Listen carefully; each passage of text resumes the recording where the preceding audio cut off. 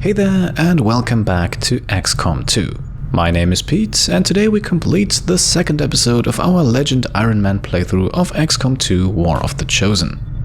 Before we jump in today though, I first have to announce the winners of the XCOM 2 Complete Collection giveaway, and thanks to a generous fan by the name of Jason Singh, I am happy to tell you that the number of games I can give away has in fact been doubled from 3 to 6.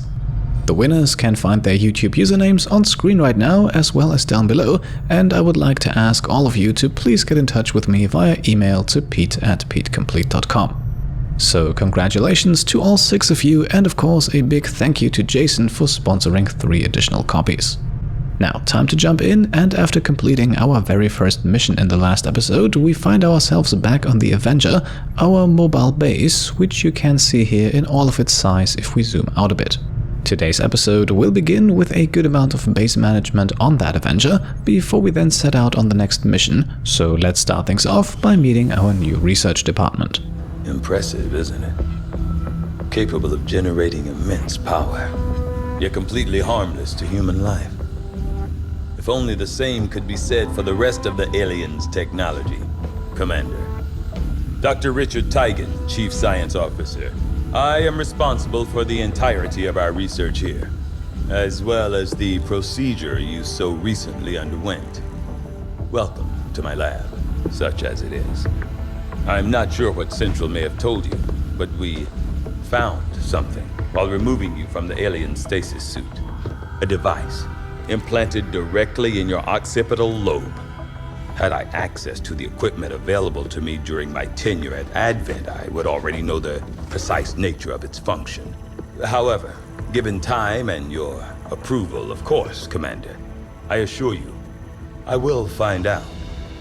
Which brings to light an additional point. Though aspects of this facility are indeed impressive, I am but one man. Were you to direct additional support personnel and resources to me, I could substantially improve the speed of all our research. Farewell, Commander. Alright, welcome to Dr. Tygan's research facilities.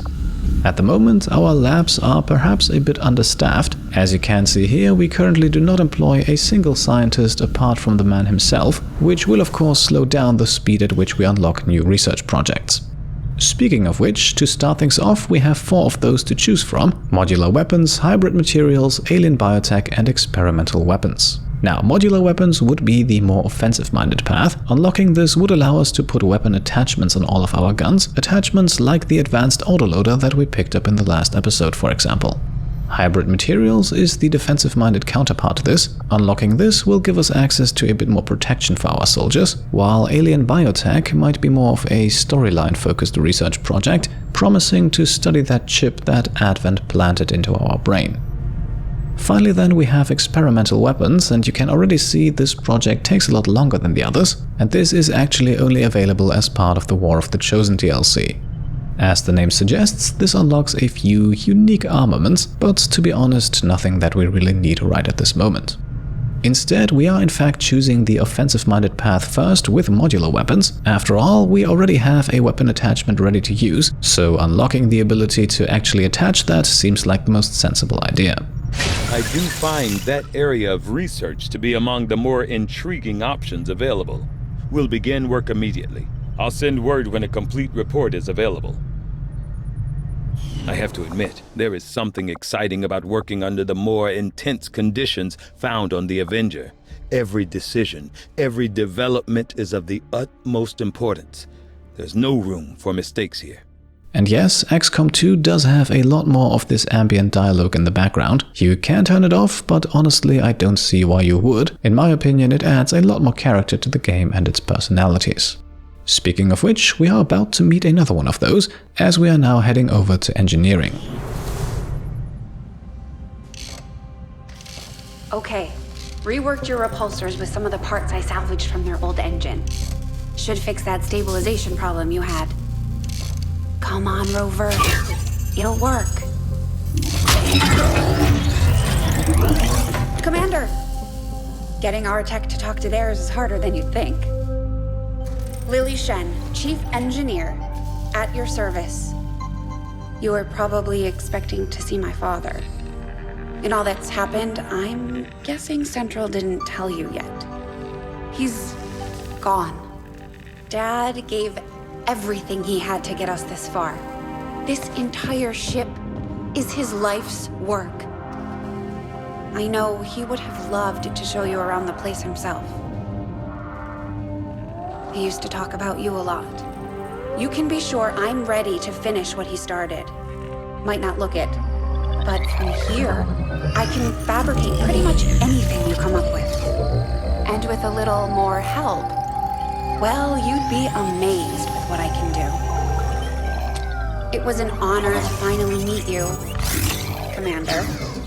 Okay, so the sad news is that Dr. Shen is no more, but it looks like we have found ourselves a capable successor. Of course, just like Dr. Tygan, Lily Shen starts off with no actual staff to speak of, but that is hopefully going to change very soon.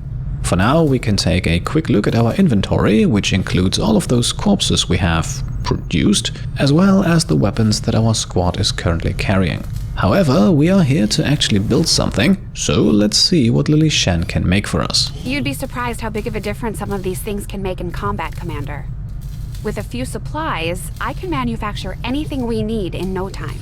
Alright, so for now the list is quite short here: flashbang grenade, medkit and smoke grenade. The medkit and smoke grenade should be easy to understand, especially for those of you who've watched the first series. The medkit can be used to heal our soldiers in the fields, while the smoke grenade makes them harder to see and therefore harder to hit. However, for the cost of 50 supplies, roughly 1/3 of what we currently have, we are grabbing ourselves a flashbang grenade, which can reduce an enemy's aim and movement speed and also disrupt a lot of abilities, making it extremely useful against those sectoids, for example. Still, we are not done just yet. Let's take a look at the Avenger's facilities next. There's room for us to expand our facilities on board the Avenger, Commander, but we'll need more engineers to clear out space for construction first. Right, so with the Avenger actually being a repurposed alien supply craft, a lot of the building spots here are blocked by alien debris or machinery, except for one where we are now going to build our first facility. With the funds that we still have, we only have 2 of those to choose from, the Power Relay or the Guerrilla Tactics School, and as you can see in the top right corner, power is not going to be an issue for quite some time, so let us instead spend almost all of our remaining supplies to build the GTS first. We'll start work on the new facility right away, Commander. I'll send word when it's up and running. And unlike in the first game, we cannot already clear some of the other spaces here as well. For that, we will need to recruit some engineers, and we'll talk about how we can actually do that very soon. Commander, I'm going to need more help on the engineering team before I can start clearing out some of these other rooms. We should recruit an engineer. And indeed we should, so let us leave now and then head over to the bridge. Tell me something, Doctor. Must have been pretty cushy working with Advent, living in the colonies. So why the sudden change of heart? Like most people, I wanted to believe that the aliens were legitimately interested in peace. Although they left me little choice when it came to working with them, I admit I was drawn to the sense of normalcy they offered. It was a mistake. You should have known better. The aliens would never have come here if they wanted peace. As I said, it was a mistake. One I hope to atone for through my efforts with XCOM. Then I'd say you've got your work cut out for you. And again, some lovely chatter here, and we're not done yet. I've got to hand it to the aliens. The invasion was one thing. All their advanced technology. They had the drop on us for sure. But Advent, there's something we could never have prepared for, even with better gear. Between the propaganda, the handouts, and a seemingly endless supply of reinforcing peacekeepers, they're nothing but trouble for an upstart resistance movement. Well, then I would say it's time that we deal with that trouble, so let us head up to the bridge and get an overview of our current situation. Commander, good to see you on your feet again. Welcome to the bridge, the nerve center of our operation. The aliens have our entire world in their grip. Advent controls everything. Government, communications, industry, not to mention the military. And it's on us to take it all back. Resources and time are tight, Commander. It'll be up to you to decide how to best use both.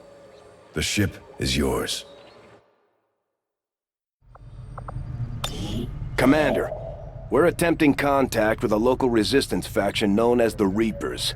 These people like to keep a very low profile, so it may take some time before we hear back.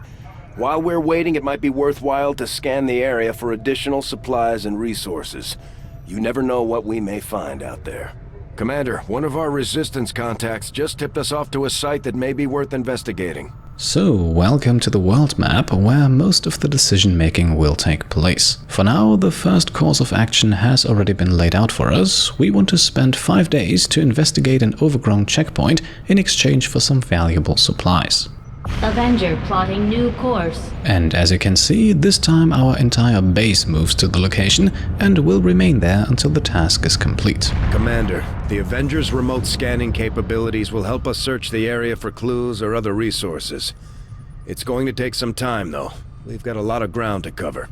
So, where we previously only scanned for alien activity, we now need to scavenge for resources and personnel as well. Time is once again of the essence during all of this, so we want to keep a close eye on the clock and the event queue in the lower right corner. For now, the choice to scan for supplies here is an easy one, as it is the only option we have, but we will have to make tough choices very soon and prioritize those rewards that we need most in any given situation. For now though, let's watch the next 5 days fly by as we wait for the resource scan to finish. I am sure you will find the results to be as intriguing as I do, Commander. Okay, and just before the scan is complete, our first research project is finished, and as a result we can now attach upgrades to most of our weapons.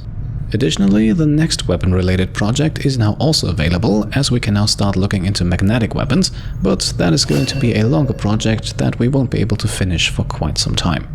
So for now, at least we can modify the weapons that we already have, although we cannot actually make these weapon attachments ourselves and have to rely on other means to acquire them. Commander, during the course of our research, we made a startling breakthrough that has led us to another potential avenue of study. However, if we are to proceed down this path, we must do so immediately, or I fear we will lose our opportunity to return to it in the future. Alright, and with that we are now also already introduced to the new research breakthroughs. These breakthroughs, alongside the so-called research inspirations, can trigger whenever we finish a research project, and they can give us access to technologies and upgrades that are otherwise not available to us. So if we pick them, we can receive unique bonuses, and if we don't pick them, the opportunity will be lost, so we have to make a decision right now.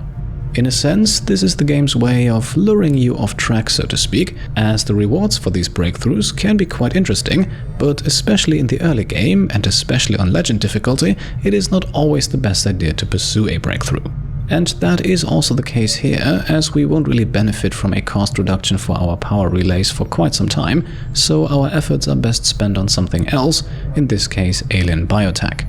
By the way, research breakthroughs are also completely lost if they are interrupted, something we are likely going to do with alien biotech, so that's another good reason for not pursuing this one any further.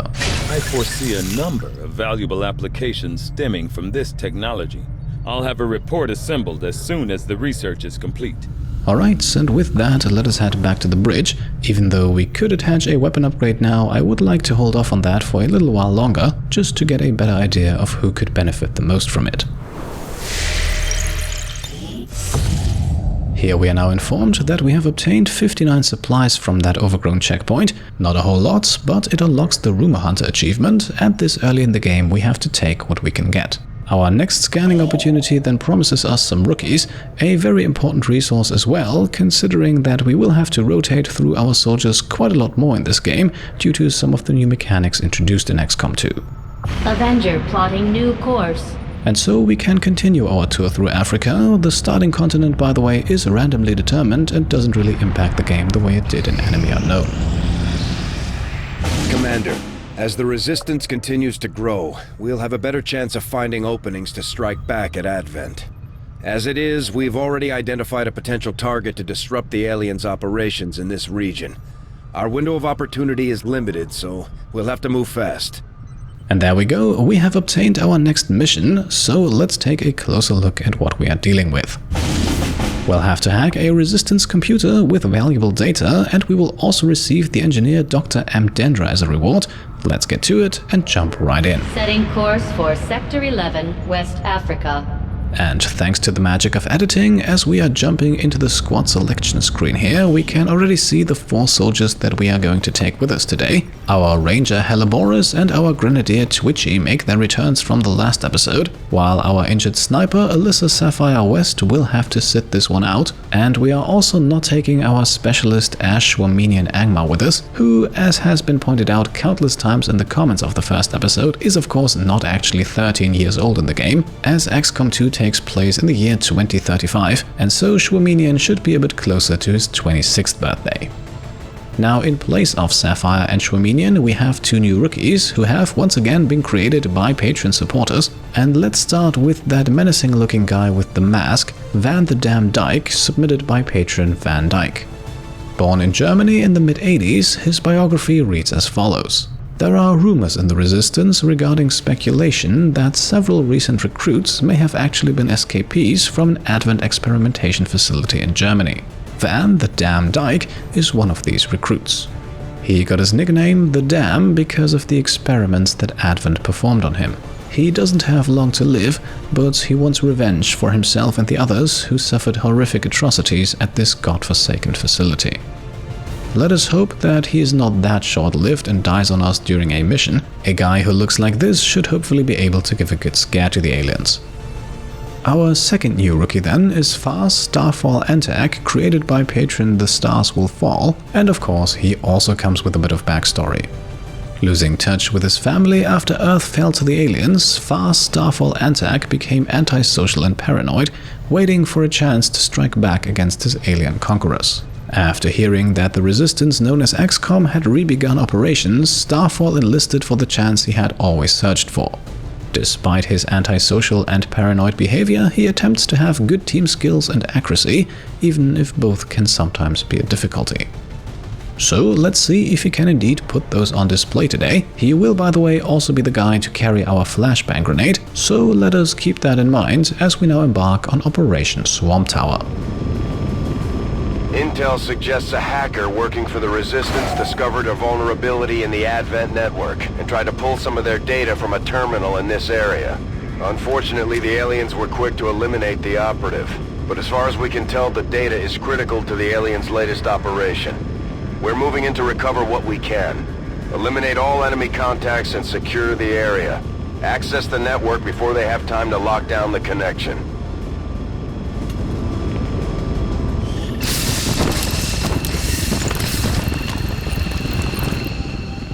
Menace 1-5, this is Avenger. The access point we're after is just ahead. Move to secure the area. Expect hostile resistance. Okay, so to start things off, we quickly learn about the target preview, basically a small indicator at the bottom of the screen, showing us whether or not we will have a clear line of fire at the position that our soldier is about to move to. A nice quality of life improvement that will hopefully come in handy here today, as we are on a 7-turn timer until we can no longer access the data required to complete this mission. At a first glance, that might seem generous, but we have quite a bit of ground to cover and we are not alone here, so this is likely going to come down to the wire. So let us not waste any time and use concealment to our advantage with Helleborus here, who scouts ahead, does not see any enemies and therefore immediately makes his way onto the high ground. And since we unfortunately do not have the luxury of being able to play things slow here, everyone else will use dashes to follow suit. Again, as long as we are in concealment, this is relatively risk-free, but we are of course going to lose that sooner or later. No movement then on the alien turn, but of course the clock is ticking, and so we keep scouting, this time with Starfall Antac, splitting his move in 2 just to be safe. That still does not reveal anything, so we can once again move up the rest of the squad, and with that we have in fact already covered a decent amount of ground towards our objective.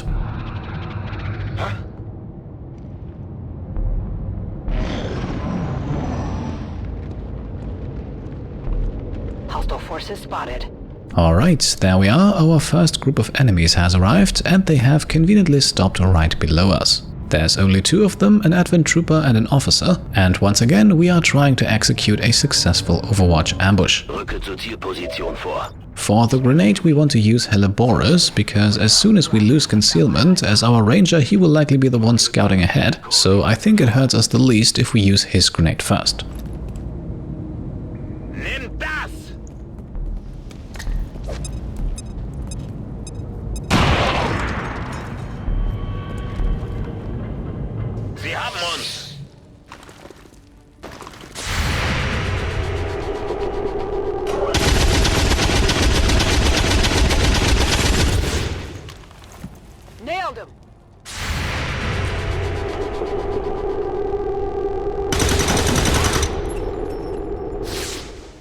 Enemies down. And there we go, perfect execution just like last time. The first group of enemies is down and both Twitchy and Starfall have recorded their first kills. Let us hope that there is more where that came from.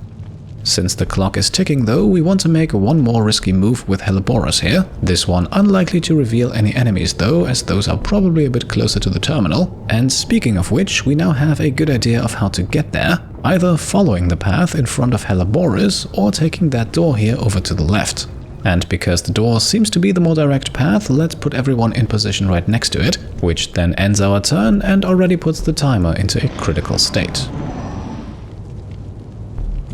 Menace 1-5, the Advent network is almost entirely locked down. We're running out of time. Get to that terminal. And yes, we are moving as fast as we can and still only have 3 turns remaining. So as I said, all signs point towards a very close finish. High time that we crack open the door and see what's beyond. Alright, unsurprisingly more enemies, this time 2 troopers accompanied by a sectoid. However, one of those troopers seems to be just close enough to the sectoid so that Twitchy can hit them both with a grenade. This right here is the Grenadier's big advantage. Not only can they launch grenades much further, but the area of effect is also a lot bigger. Heads down!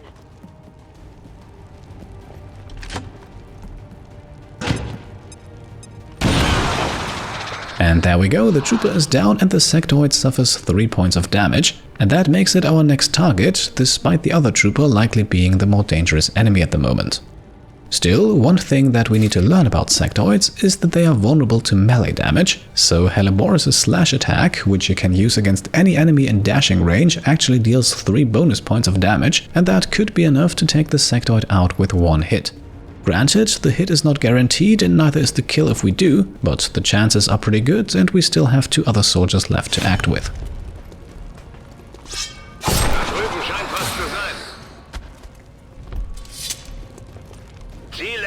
And there we go, that's the sectoid defeated as well, and we pick up an Elerium core from its corpse. Now we're only down to the trooper, and with both of their allies already dead, chances are high that they are going to flee. So Starfall, Antag and Van Dyke are not going to take any subpar shots against them on this turn. Instead, we are putting them both into cover and on Overwatch, counting on the likely fact that the trooper will retreat.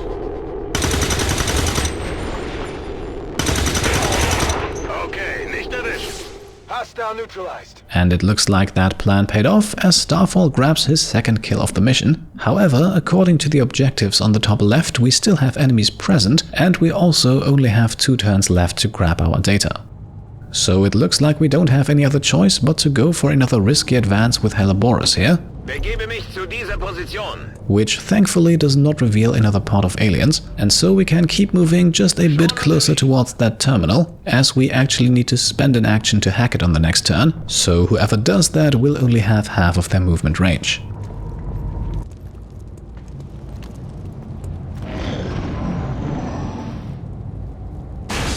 Menace 1-5, the Advent network terminal is shutting down. This is your last chance to secure the data.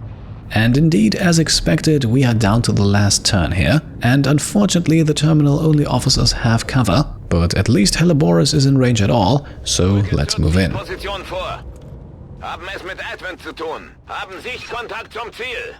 Commander, we have confirmation of the exposed access point.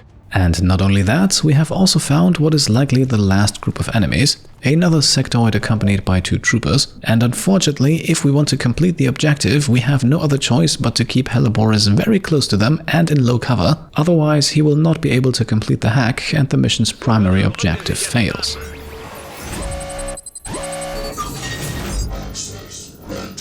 Now luckily the data hack is guaranteed and the secondary reward here will likely not come to fruition anyway. Still, let us pick the one with the higher success chance, after all we might still get lucky.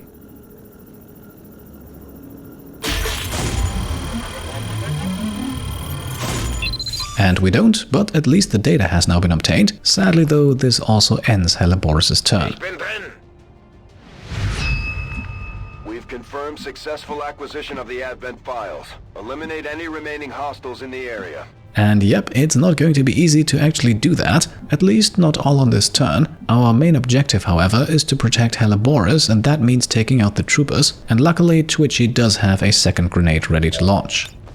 I had actually hoped to be able to hit all 3 enemies with it, but after a few moments of wiggling around, it just didn't seem possible, so we'll have to be content with just the troopers for now. Bombs away!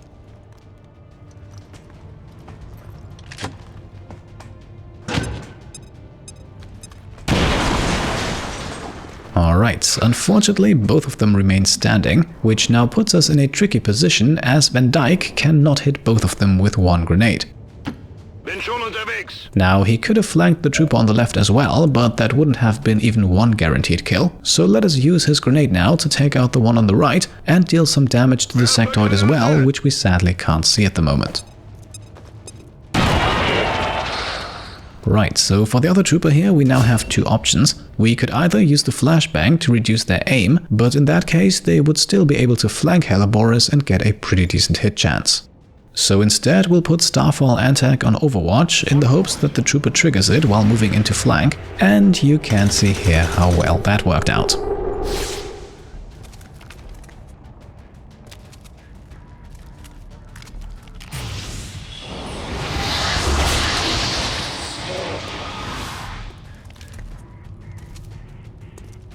Respite for the dead. The aliens have found a way to mind control them now. The sectoid then raises a zombie, but that is far from the worst move that happens on this turn. Kann mich nicht bewegen. Okay, so looks like we got extremely lucky there. For some reason though, the trooper misses the flanking shot, and as a result it looks like we'll make it out of here unharmed after all.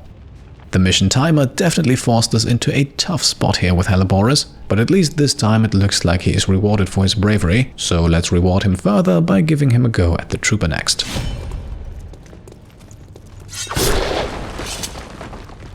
Bestätigter Abschuss. And that's another kill for Shift Helleboris. Let us now see if Van the Damn Dyke can finish the mission with a flanking shot against the sectoid here. Status confirmed. All hostiles are down and the area is secure. Status confirmed. Mission accomplished. Abschuss bestätigt. Okay, a bit of a weird finish there, with the sectoid's raised zombie actually dying before the sectoid itself. It is supposed to die as soon as the sectoid goes down, but normally in that order and not the other way around. Be that as it may, we have completed our first flawless mission of the game, so let's take another lovely mission photo here and head back to the Avenger.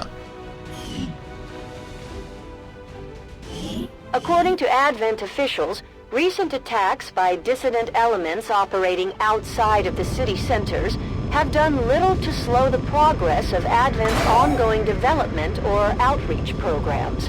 Voluntary citizen emigration numbers are reportedly at their highest level in recent years. And again, we see a few stats, including the one that we did not actually miss a single shot. Luckily though, our enemies missed the only one they took, and so we are bringing our squad home all healthy and in one piece.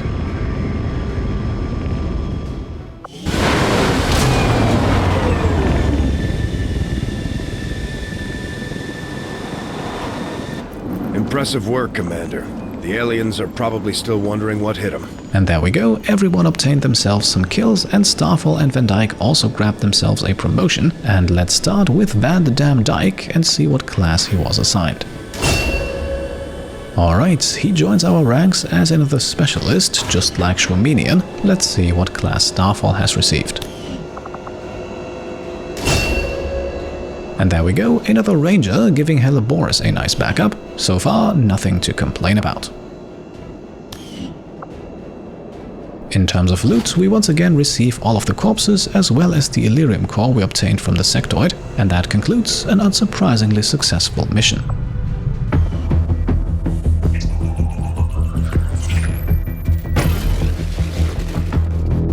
Hello, Commander. The council you once knew is no more. Its membership have all sworn loyalty to the Advent administration, with one exception.